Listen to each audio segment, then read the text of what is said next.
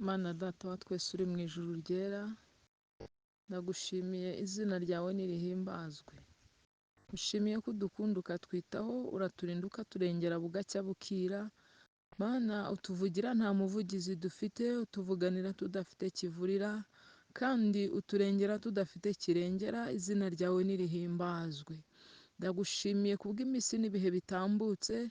Mana icyatumye uturinda, icyatumye uturengera ntabwo ari uko twari beza, si uko twari abakire, si uko ari uko twari dufite amashuri, si n'uko twari dufite imitungo.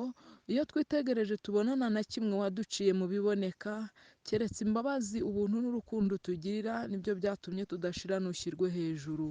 Ndagushimiye muri uyu mwanya rero kunyemereye nanone kugira ngo mvuge ijambo ryawe. Ndagushimiye kubw'amagambo yawe ushyize mu kanwa kanjye. Ndaritse umwuka wera kugira ngo akomeze kubana nanjye, amfashe kugira ngo Mwami Imana icyo wagambiriye ku bwoko bwawe bwumva kandi bumenya ariko bigenda. Ndakwemereye kukubera igikoresho, reka nkubere mikoro maze umwuka wawe wera arangururire muri njye, kugira ngo ubwoko bwawe, abantu bawe wiremeye bamenye kandi bumve icyo ubashakaho muri iyi minsi. Ni mu izina ry'uwaducunguje amaraso ya Yesu Kristo nsabye nizeye, amen, amen. Haleluya. Yesu nashimwe kandi umwami Yesu nahimbazwe. Umugabo wo guhamya ibya Yesu Kristo. Ndaje rero nanone kugira ngo tuganire ku ijambo ry'Imana. Ijambo ry'uyu munsi rifite interuro cyangwa se umutwe, intego ivuga ngo gukomeza gakondo cyangwa se gukomeza isezerano, kuguma mu isezerano, kugundira umurage. Ibyo ni byo tugiye kuganiraho mu minota itari buze kuba myinshi, kandi nubona ibaye myinshi wihangane, gusa ntabwo ari myinshi. Yego, turasoma rero ibyanditswe byera, turasoma mu gitabo cy'umuhanuzi Yeremiya, igice cyaho cya 35, turahera ku murongo waho wa 12 turangize n'umurongo waho wa 19. Reka dusome mu izina rya Yesu Kristo.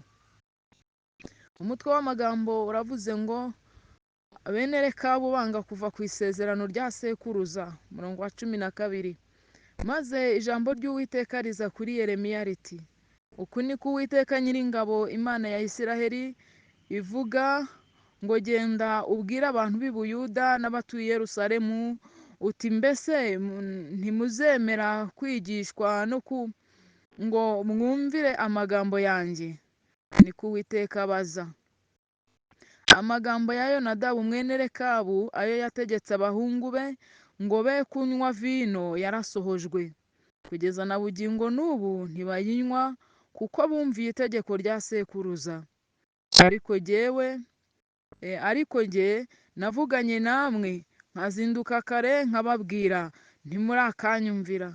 Kandi nabatumyeho n'abagaragu banjye b'abahanuzi, nkazinduka kare nkabatuma nti, nimugaruke umuntu wese areke inzira ye mbi, mwihane imirimo yanyu, kandi mwe gukurikira izindi mana ngo muzikorere, niho muzaba mu gihugu nabahaye mwe na ba sogokuruza.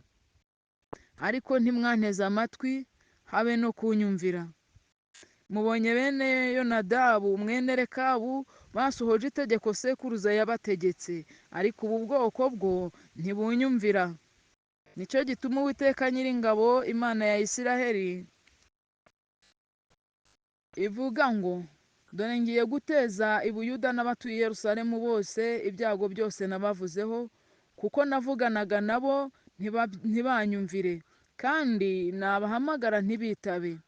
Maze Yeremiya abwira ab'umuryango w'Abarekabu ati, uku ni ko Uwiteka Nyiringabo, Imana ya Isiraheli ivuga ngo kuko wumviye itegeko rya sogokuruza wanyu Yonadabu, mugakomeza amategeko ye yose kandi mugakora ibyo yabategetse byose, nicyo gituma Uwiteka Nyiringabo, Imana ya Isiraheli ivuga ngo, ntabwo Yonadabu mwene Rekabu azabura umwana wo kunkorera iteka ryose. Amen.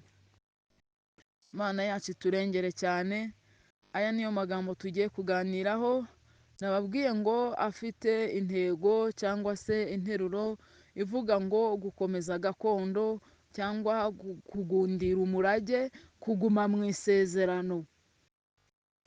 kugira ngo uramire mu gihugu Uwiteka Imana yawe iguhaho gakondo, wowe n'abasogokuruza bawe, cyangwa se wowe n'ubwoko bwawe. Ubwoko bwawe ahangaha tugiye kuvuga ni ubwoko bw'abubaha Imana, ntabwo ari ubwoko bw'iwacu abasinga n'abasindi n'abagesera, ntabwo ari bene ubwo ngubwo, ahubwo ni ubwoko bw'abamenye Imana, bw'abubaha Imana, bafite isezerano ryo kuzahabwa ubugingo bw'iteka. Iryo sezerano rero niryo usabwa kugundira, niryo usabwa kugumamo, kugira ngo iyo gakondo yo mu bwami bwa Data wa twese wo mu ijuru utayakwa. Rero aho dusomye twumvishemo inkuru z'umuhanuzi Yeremiya. Aho duhereye hejuru havugaga ukuntu Yeremiya yabwiwe atumwe n'Uwiteka ngo agende ashake bene Rekabu, ab'umuryango w'Abarekabu bose, abazane mu nzu y'Uwiteka, abatereke inzoga, ababwira ati nimunywe. Yego, yaramubwiye ngo ugende ushake vino ubazane mu cyumba kimwe cyo mu nzu yanjye, hanyuma ubabwire uti nimunywe. Yeremiya yarabikoze, ariko bene Rekabu baramuhakanira, baramubwira bati ntago bikunda, ntago twabikora, kuko sogokuruza wacu yadutegetse ko tudakwiye kunywa vino. Si n'icyo gusa yadutegetse, ahubwo yatubwiye ko tutazanubaka amazu ngo tuyabemo. Adutegeka ko tutazahinga inzabibu habe no kuzigira. Nubwo wazitugabira ntabwo twemerewe kuzigira, kuko mu isezerano mu murage sogokuruza yaturaze ibyo ngibyo ntabwo birimo. Nuko yatubwiye ngo tuzabyubahe kugira ngo turamire mu gihugu. Baramubwira ngo kandi nubwo Nebukadinezari yatunyagaga, twaraje tuguma mu isezerano rya sogokuruza kugira ngo turamire muri iki gihugu, nicyo gituma na bugingo n'ubu tukirimo. Hanyuma Imana icyo yashakaga kwigisha, yagira ngo ivuge ku bwoko bwayo butayumvira. Iravuga ngo niba amagambo y'umuntu yarakomejwe, kubera iki njyewe amagambo yanjye ateshwa agaciro n'abo nyabwira? Uyu munsi ni njye nawe turi kubwirwa aya magambo. Bene Rekabu bakwiye kutubera icyitegererezo. Uyu munsi uzi icyo Imana yawe igusaba kugira ngo ube muri gakondo, ube mu gihugu, ube mu mahoro ya Kristo. Uzi icyo bigusaba. Ariko Yeremiya nubwo yari umuhanuzi wahanuriraga igihugu cyose, ndetse n'umwami nawe arimo, bene Rekabu ntabwo bubashye icyo ngicyo ngo kibatere gutinya bave mu isezerano. Imana yacu itugirire neza cyane. Ntabwo batinye ko Yeremiya aje ari umuhanuzi uvugirwamo n'Uwiteka, maze ngo barangize bice isezerano rya sekuruza. Oya, ahubwo baravuze bati ntago bikunda rwose, ntago twabikora, utwihanganire kuri iki ntago byakunda. Ariko igiteye Imana agahinda muri iyi minsi, abantu turi gukurikira ibitari Imana nk'uko ijambo ryayo ribivuze, nk'uko ijambo ribitubwiye. Uyu munsi uraba uri mu murimo w'Imana, abitwa ko ari abayobozi bawe batagenda neza mu maso yawe, nawe ugashaka kugira ngo ugende nkabo. Oya, ntabwo bikwiye kugenda nkabo, kuko ntabwo ari bo baguhaye gakondo, nta nubwo ari bo bayiguha. Isezerano wasezeranye n'Uwiteka kuzamukorera ntabwo ari bo mwarigiranye. Ntabwo wasezeranye n'Uwiteka kuzamukorera nka naka, ntabwo wasezeranye n'Uwiteka kuzamukorera uri kumwe na naka, ntabwo wasezeranye n'Uwiteka kuzamukorera nk'uko naka bikora. Oya, uko uzi ko wasezeranye n'Uwiteka, biravuze ngo ukomeze iryo sezerano, kuko ibyo ari byo bizaguhesha ubugingo buhoraho. Imana yacu itugirire neza cyane. Nuko bene Rekabu baravuga bati turabizi rwose ko uri umuhanuzi, turabizi kuvugirwamo n'Uwiteka, ariko kandi nanone ntabwo byatugwa amahoro kutumvira sogokuruza wacu. Uwo ko yari umuntu, uyu munsi ibyo uri kumvira biraguhesha ubugingo buhoraho.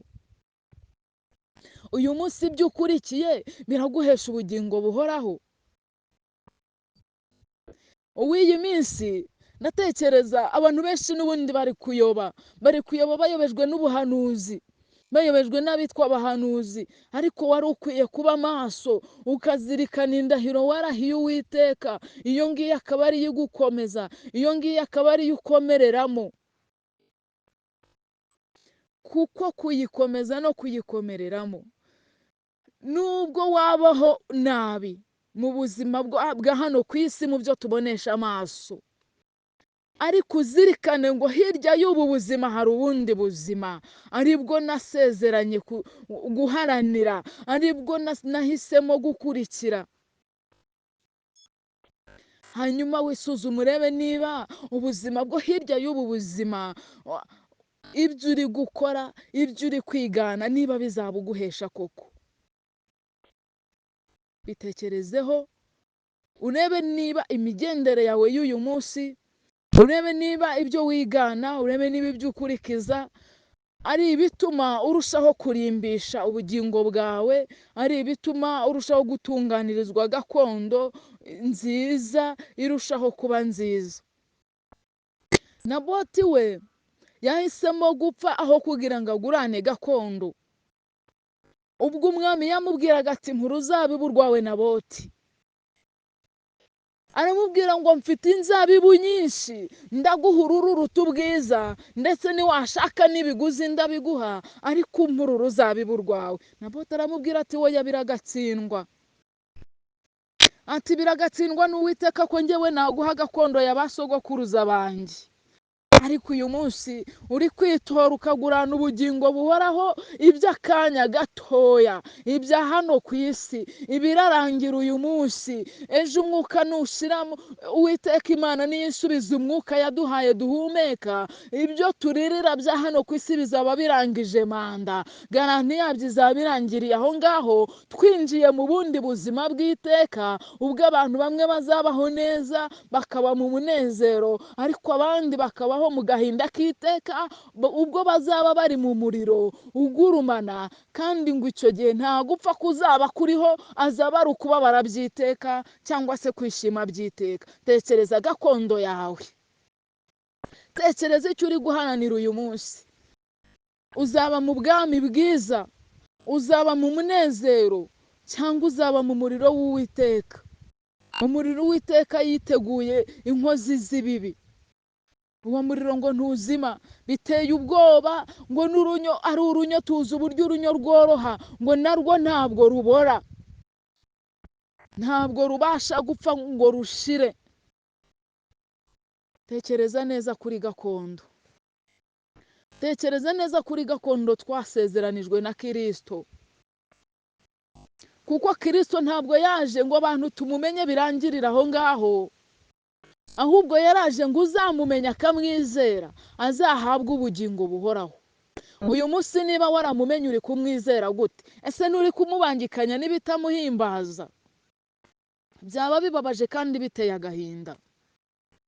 Yozefu amaze kugurishwa na bene se, yageze mu gihugu kitari ikiwabo, nta mwene wabo wamurebaga, ndetse ngo n'abagaragu bagenzi be ntibamurebaga. Ubwo nyirabuja muka Potifari yamwifuzaga, akifuza ko baryamana, ariko Yozefu atekereje ku isezerano, kuri gakondo, ku ndahiro, ku Mana ya se Yakobo na sekuruza Isaka na Burahamu, aravuga ngo Imana yacu yanga ibi ngibi, ni ikizira mu bwoko bw'iwacu. Arangije agira gute? Ahitamo kwirukanka, yemera kugiribwaho n'igisebo, mu gihe nyirabuja yamubwiraga ati dore abagaragu bose nabatumye. Ariko muvandi, uyu munsi ab'iyi minsi kibabaje Imana kinayiteye agahinda. Uyu munsi umusore w'iyi minsi cyangwa umukobwa w'iyi minsi wifujwe n'umukoresha wiwe, ahita avuga ati ahubwo ni sikise, aya ni amahirwe atabaho, ngiye kurutana mabuja, ngiye kurutana bosi, ubu ninjye ugezweho. Ariko ibyo ngibyo ugezweho aka kanya, zirikana iherezo ryabyo ko ari ugushya kwiteka. Imana iturengere cyane. Narimo mbabwira ijambo rivuga gukomeza gakondo, kugundira umurage. Nubwo ibihe byaba bibi, ndatekereza ko bene Rekabu ntabwo byari biboroheye kuba mu mahema, abandi baba mu mazu. Ntabwo byari biboroheye kutagira inzabibu, kandi bafite amaboko yo gukora bakabigeraho. Ariko kuko sekuruza yari yarabibabujije, ntabwo bahangaye kubigira. ntago bari bayobowe ko vino iryoha, ariko kuko sekuruza yari yarabibabujije ntago bahangaye kuyinywa, kabone n'ubwo yari izanywe n'umuntu w'Imana. Biravuze ngo nubwo kubaha Imana bitubuza ibyo tuzi ko biryoshye mu buzima bwa hano ku isi, ariko biradukwiye nyine ko tubyibuza tubireba. Icyo nicyo Data atwemerera, icyo nicyo gituma tuguma muri gakondo, icyo nicyo gituma gakondo yacu irushaho kuturimbishirizwa. Imana niturengere cyane. Isuzume, nanjye nisuzume, urebe mbese ndi kugenda gute? Mbese niba ndi umusore, abanyobora ndi kugendera ku cy'ijambo ry'Imana rimbwira, cyangwa ndi kugendera ku myitwarire y'abanyobora? Byaba byiza imyitwarire y'abakuyobora ibaye ari myiza ukayigenderaho, yego. Pawulo yabaye intumwa nziza, aravuga ngo ibyo mumbonana n'ibyo munyumvana nimubikurikize muzahabwa ubugingo buhoraho, kuko nimugera ikirenge mu cyanjye muzagera mu ijuru, kuko nanjye nkigera mu cya Kristo. Ariko uyu munsi abigisha b'iyi minsi barakubwira ngo niwumve ibyo mvuga ariko utita ku byo nkora. Ariko ikibabaje giteye Imana agahinda, aho kugira ngo twumve ijambo ry'Imana ribaciyemo, ahubwo twitaye ku byo bo bakora. Buri muntu wese afite urubanza azacirwa ku giti cye, ntago ku Mana nta bintu rusange. Urubanza ntabwo ari rusange, urubanza ntabwo ari komoni, ntabwo ari genero.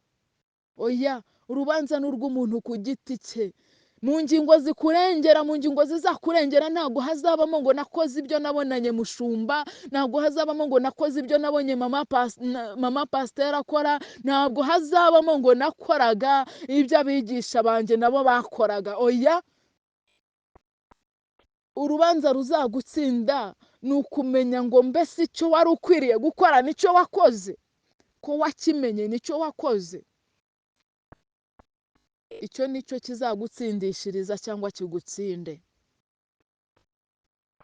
Nuko uyu munsi tekereza kuri gakondo yawe, utekereze ku nshingano zo kuyihabwa, utekereze ku nshingano zo kuyiramiramo, wibaze niba uri kuzubaha kandi ukazubahiriza. Imana yacu turengere cyane. Urahirwa niba uzubaha kandi ukazubahiriza. Ariko uyu munsi hariho amahirwe, tumaze kumvira ijambo, bene Rekabu bahise bahabwa isezerano ryiza, barabwirwa ngo kuko mwabyumviye ibyo sogokuruza wanyu yabategetse, dore Uwiteka Imana ya Isiraheli irahiriye ko Yonadabu atazabura uwo kumukorera, Yonadabu atazabura uwo gukorera Uwiteka. Uyu munsi Uwiteka Imana yawe irirahiriye, iravuze ngo kubwo kubaha inshingano ziguhesha gakondo y'iteka y'ubwami bwa Kristo, y'ubugingo buhoraho, ukemera kurenganwa, ukemera gutukwa, ukemera gusuzugurwa, ntabwo uzabura amahoro muri wowe. Waba ubabaye, waba ushonje, waba uhaze, waba unezerewe, amahoro azahora muri wowe, amahoro Kristo aha abantu be, kugeza ubwo uzinjizwa muri gakondo, mu bwami bwa Kristo, mu buzima bwiza, kuko uzaba warubahirije, waragundiriye indahiro warahiye, ugakomeza kuyigenderamo. Ariko dore uko Uwiteka avuze, aravuze ngo abantu ababwirwa ntibumve, aravuze ngo abantu ahamagara ntibamwitabe, aravuze ngo abantu bamwumva ntibamwumvire. Abangaba bagiye gucirwaho iteka, kandi ntabwo bitinze, ntabwo bitinze. Impanda rusange yatinda, ariko iherezo ry'umuntu ntabwo ritinze. Buri munsi twumva amatangazo y'ababikwa, nanjye uyu munsi namara kuvuga ibi nkagenda, ariko ibaze ngo ngiye hehe? Ibaze ngo iherezo ryanjye, ese nakomeje isezerano, nakomeje kuba mu isezerano, indahiro narahiye nakomeje kuyumvira, kugira ngo ntacirwaho iteka, nkagerwaho n'akaga Uwiteka Imana yiteguriye inkozi z'ibibi n'abatamwumvira? hindukira none. Niba wabikerensaga nawe, niba wumvaga ntiwumvire, uyu munsi menya ngo uyu ni umuburo wawe. Imana iragushaka kandi ibyo igushakira ni inyungu kuri wowe, ntabwo ari inyungu ku Mana, kuko Imana ntacyo biyitwaye, Imana ntacyo biyihombeje kuba utajya mu ijuru, ahubwo wowe kuba tekereza nyine kuba wajya aho uzababara iteka.